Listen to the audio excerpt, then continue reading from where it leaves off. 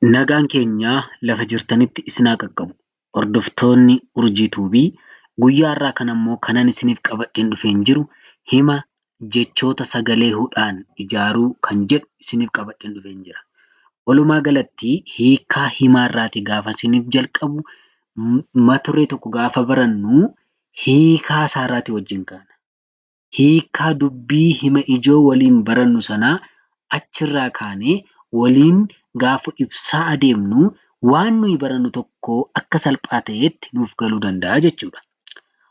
Akkasuma namoonni karaa keessaa, karaa Waatsaappii, karaa Imoo, karaa Zuumii, karaa Telegiraamii namoonni barachuu barbaadan kun lakkoofsa bilbilaa fuula iskiriinii kanarratti mul'atu nuuf bilbiluudhaan barnoota akka gaariitti akka isin barachuu dandeessan gamanumaan isin affeereen jira.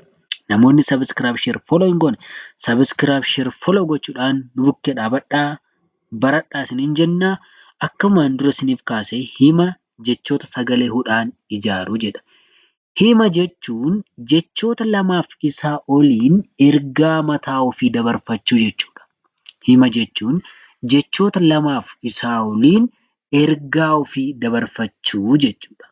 Fakkeenyaaf himoota kanneen armaan gadii kan ni ilaalla. Himoonni kanneen armaan gadii kun jechoota hudhaa qabaniin hima ijaarreerraa jechuudha. Hima ijaaruunis ni danda'amaa jechuudha. Akkasumaan inni tokkoffaan ji'a ja'a naanna'ee ce'e jedha. Ji'a ja'a naanna'ee ce'e. Si'ana si'oo gaarii qaba. Si'ana si'oo gaarii qaba. Dallaa bal'aatu itti naanna'ee jira. Dallaa bal'aatu itti naanna'ee jira.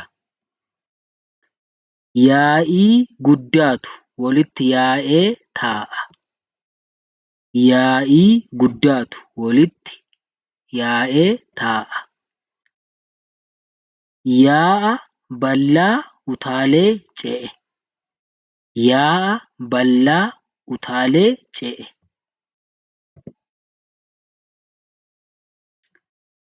Bariin bari'uu yaadda'a.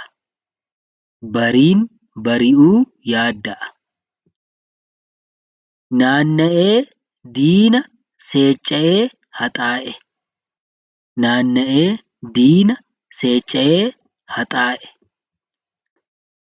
Ibidda barruu miilaa itti ta'e. Ibidda barruu miilaa itti ta'e. Muusa'ee raata'ee taa'a. Muusa'ee raata'ee taa'a. Xaaxa'ee tarsa'ee faca'e. Xaaxa'ee tarsa'ee faca'e. Galatoomaa isiniin jenna.